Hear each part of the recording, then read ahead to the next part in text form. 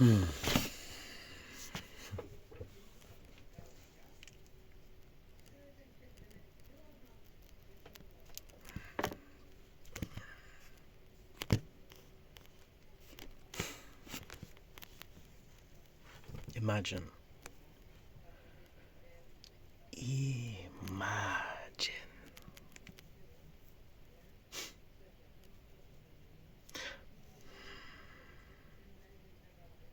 What can I say? What can I do to get this understanding through to you?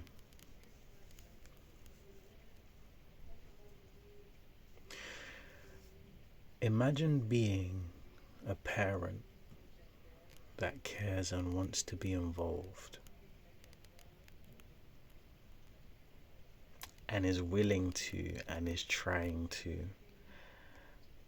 and every step of the way the other parent pushes you back, removes you, excludes you from all the different situations and scenarios, and then turns around and says, oh well, if it was your priority to see them, then you would be here. Because it's that easy to click, change your whole life, move to another country, set up. You don't speak the language, you have nowhere to go because that person doesn't welcome you either, but yet they want the child to have both parents involved, yet not support the parent that they want to be involved, whilst that parent is missing out on everything to support you to be comfortable so that you're not overwhelmed, so you can be the best you can for your child. But on the flip side, they blame you and accuse you of not having priorities to be there and be involved, and then they blame you for everything that's unfolded as to why you're not able to be there, when the only reason you're not there is because of them. Imagine that beautiful, wonderful situation and scenario to be in the midst of. By golly, that is my reality right now. I was watching videos of before, after our child was born, and my goodness, I was struggling. Now I just get a little bit like, for real, really? Okay, it just doesn't matter, it's fine. You take a deep breath, take a deep breath in through your nose. Fill up those lungs, and then calmly release it all. When you take that deep breath in,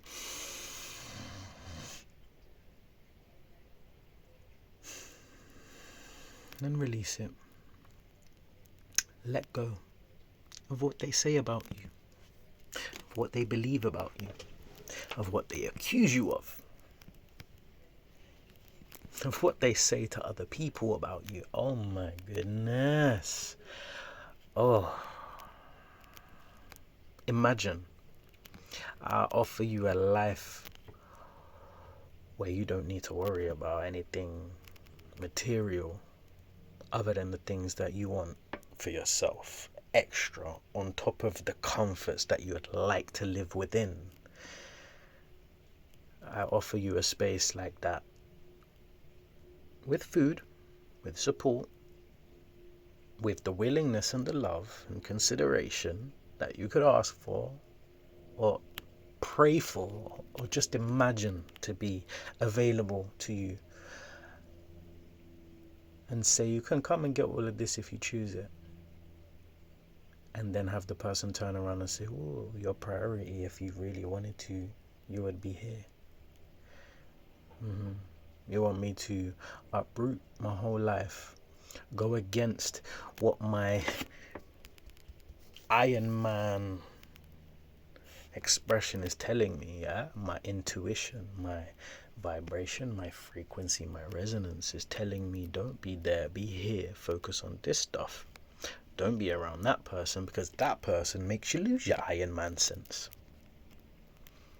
And then to be told by that very person in such a way that makes it as though if you fell into guilt or lack of confidence or self-belief would pull you straight back into the loop of trying to prove that you're enough because other people disagree with your decisions or can't understand why you would do the things that you do. Oh my goodness. Well, people, I'm gonna tell you this from my own experience. Don't listen to them. Don't fall for it. Trust yourself. Trust your sensations. Feel what your heart is telling you. Feel what is keeping you in balance, in alignment with yourself. People ain't gonna understand. People ain't gonna agree. But if you know what you're doing, it doesn't really matter.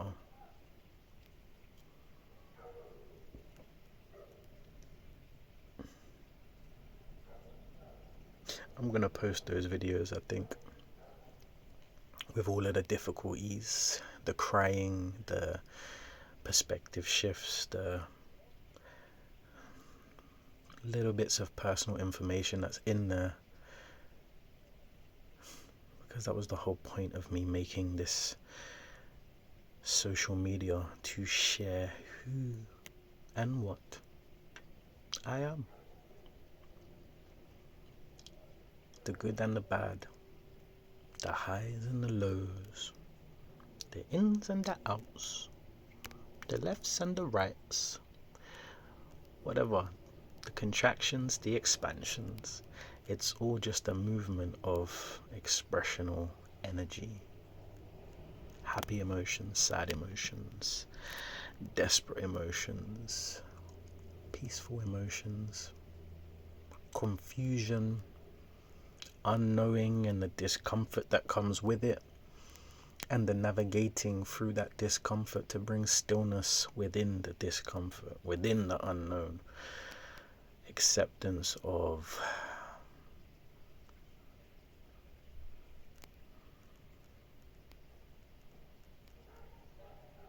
well, so many different things, right?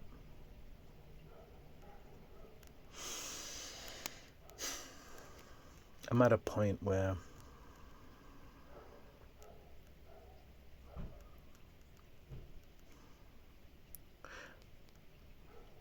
people's opinions are just that. It's an opinion. It's not real unless you make it real, unless you accept it to be real for yourself. And you know what? The mother of my child can accuse me of not wanting to be involved. And what's wonderful about that is anyone who watches any of the videos that I post, because I haven't been able to be involved, you can have your own perspective and perception on it. You could look at it and say, well, this guy, clearly the woman was saying something like this for a reason. You could also watch the experiences that I went through to not be involved, to stay in balance, to hold space for the other parent so they can be the best version of themselves for both of our child and for themselves. Right? You can have your opinions. It makes no difference to me. I done what I done, she did what she did, we are what we are, and this is what it is. I'm happy to hear constructive, positive information, criticism, perspectives to be shared. I also welcome the difficult ones, but you know what ones I don't welcome? The ones that I don't welcome are the ones that I hear so often from so many individuals.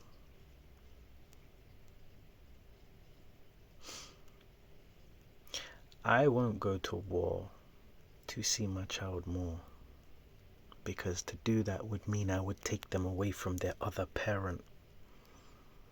That doesn't bring peace. Yes, I might not see her as much as I would like to. I might not get to spend as much time as I would like to. But to do it in the other way suggests that taking her away from her mum is okay and is better for her. It's not better for her. It's not better for her mum. It's not better for me. Both of us should be involved. Both of us. Both of us should be involved. Both of us should see our child and interact with our child, and both of us should hold space together and individually for each other, with each other, for the best outcome for our child. Both parents need to be good for the child to receive the most. But if you look at it as a situation of, this is your responsibility, you deal with it. This is my responsibility, deal with it. That's not a team, that's individuals working together. That's fine. That's what separation creates, right? So everything that I'm not living up to in the perspective of the mum, well, that's because it's not my priority, or I'm not competent enough to do what I need to do to be there in the way that she thinks I should be there, right? But the way that she thinks I should be there could be a possibility if we just work together to some degree. But it's not a problem, right? And it doesn't really matter because she's not doing it for her child, right? Oh wait, is she? Isn't she supposed to be? Hold on. You know, a good parent would do what's best for the child, right? Well, isn't both parents being present what's best for the child? Isn't love from a male and a female best for the child? And hold on. In fact, when you really think about this even more deeply, at some point you loved me and you said you wanted to spend your whole life with me and had all these plans, but yet now that we have a child together, you're too uncomfortable for me to have been at the birth. You're too uncomfortable for me to be in the apartment for too long with you. You don't blame me for what happened, and you know that takes two to make something unfold in the ways that it did, but you're more than welcome in my house or in my family's house to stay and live there. But I'm not welcome to be in your apartment for too long, or overnight, or the basement of your apartment. Oh, I'm that incompetent, right? It's that little of a priority that this mofo here said I will sleep on a park bench if I have to. I will sleep in your basement if I have to. Like, I will sleep out on the streets in a tent if I have to. Because I ain't been working for 2 years. I ain't got money to be wasting on a hotel, €100 a night in the middle of summer. Because you're not comfortable with me being there.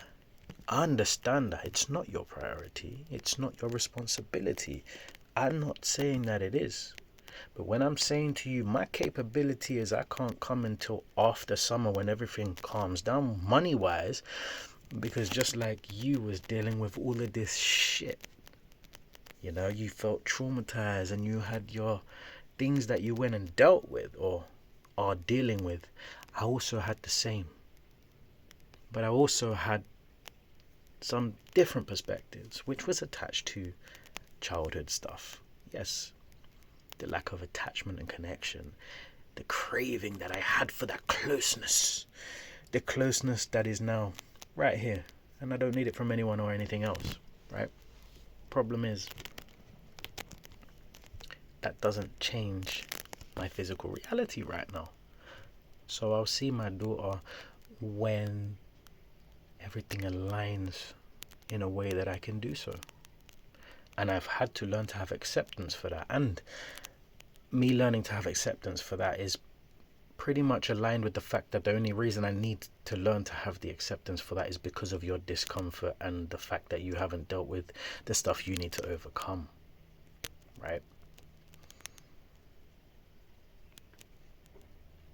But on top of this, now I have the accusations. It's not your priority to see her. I didn't say that, but that's how you understood it. I said I have other priorities too, and if I can't see her properly and I can't afford to be there properly in the way that I want to be, then yes, I have other priorities too. So I'll focus on those until the time in which I can come and spend time there properly, right? But no, my priority is not to see my daughter. My priority is not a happy family. My priority is not being good within myself so I can be good expressing myself. My priority is not that stuff. My priority is none of this.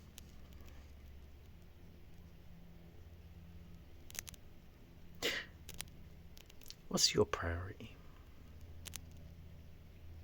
What is it? Genuinely. What on earth is your priority in life? Because from what I'm seeing, your priority is to avoid any discomfort that comes up for you. And the fact that you avoid your discomfort is exactly the reason why the people around you need to learn to avoid causing a discomfort for you, which makes more discomfort for them. At least this is what's happened in my own experience with the relationship and with the fact that we had a child together.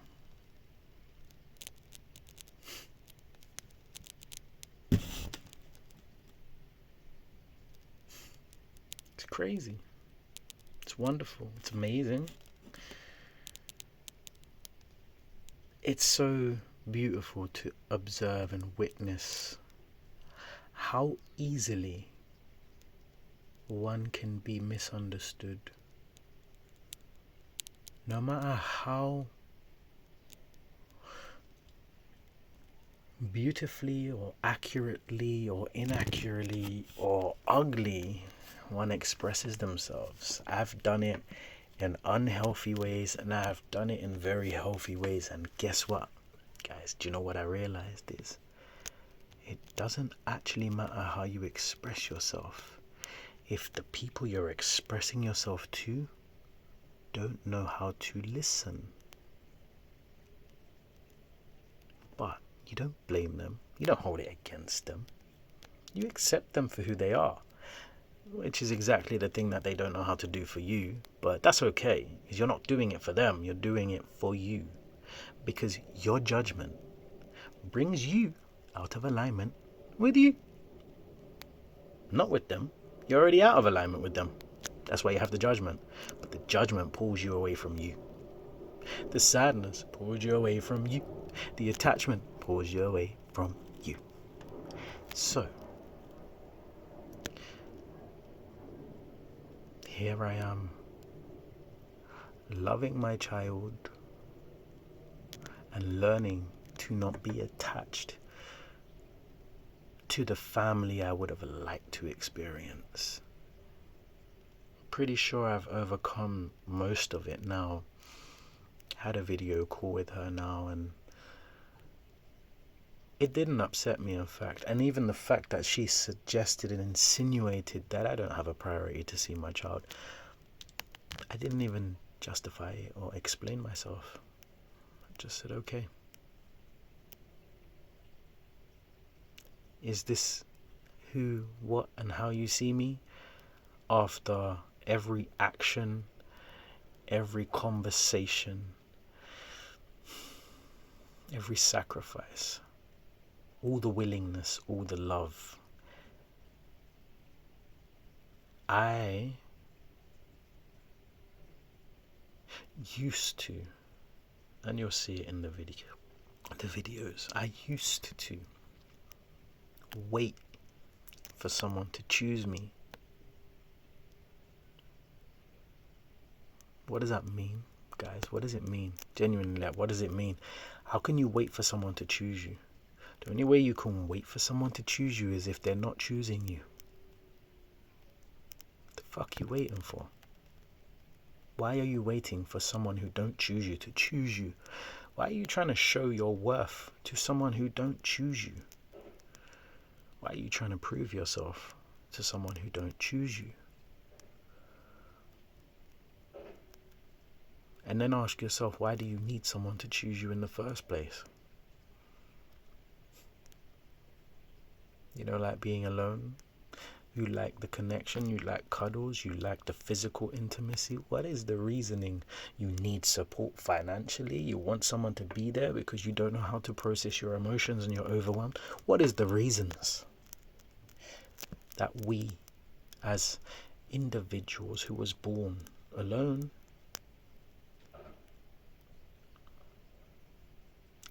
come into the world thinking we need someone else to feel good within ourselves?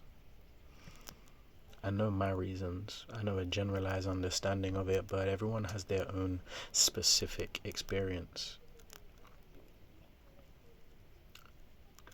And it doesn't actually matter what that specific experience is. It's all just information. It's just a story. It's a story that brings you to an understanding and a perspective that makes you feel a certain way.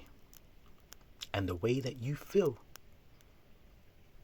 is the reason why you need the connection. Whatever that reason is, or reasons are. So I don't need anyone. I don't want anyone. I'm very open to every experience and opportunity in existence. I'm open to connection. But now I have the boundaries that I lacked in my past. And I intend to make sure I'm very aware of those boundaries. And I don't overgive or overindulge or overexpect or get overly attached to an outcome, to an expectation, to a situation. Because ultimately attachment is detachment from self. Anything you get attached to outside of your is a distraction from your. And this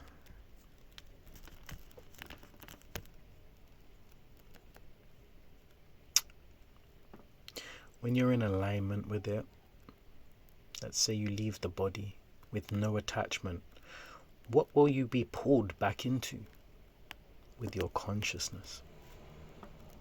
Nothing, because you're not attached to anything. So you have the freedom to explore the infinite possibilities of existence and creation, because you're not attached to one individual aspect of experience. This is how I've understood it to be. I have no proof, but I know how I feel. And if you watch my other videos compared to this video, you will see a change in me and my perspectives and my emotions and how I navigate things.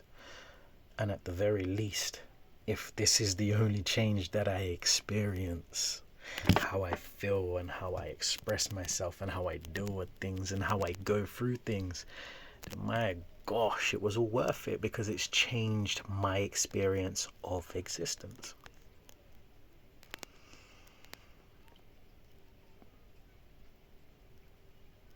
I'm not going to keep being quiet about my opinions and my perspectives anymore. I won't suppress myself no more. I don't fear judgment. I don't fear death. Kill me if you want to kill me. Big whoop. It's just an experience. I'll go, and whatever's going to happen after, I'll continue my life. My experience might not be the same kind of life, but I'm pretty sure it's an experience. And if it's not, guess what? There's nothing. So you don't need to fear anything or worry about anything or deal with anything. Absence. It's one or the other, right? Or is it both? At the same damn time, can you even conceive that? Mentally, consciously. Everything and nothing, all at once. Don't forget the spaces in between that bring everything together, because everything is not just the materials that we see, it's in between those materials that we can feel when we open ourselves up to it.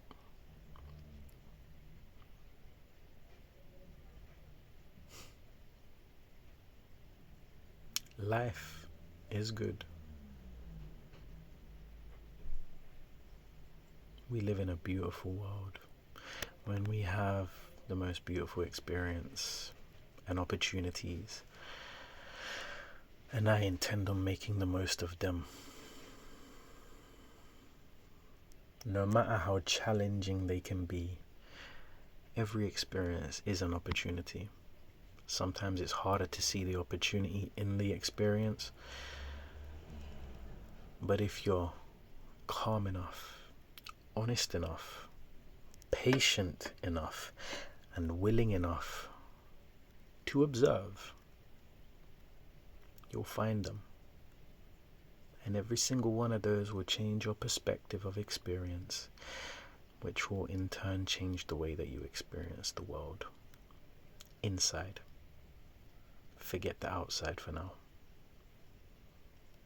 Everyone's focused on manifesting money and a car and a community and this and that, and it's like, don't manifest anything, just be.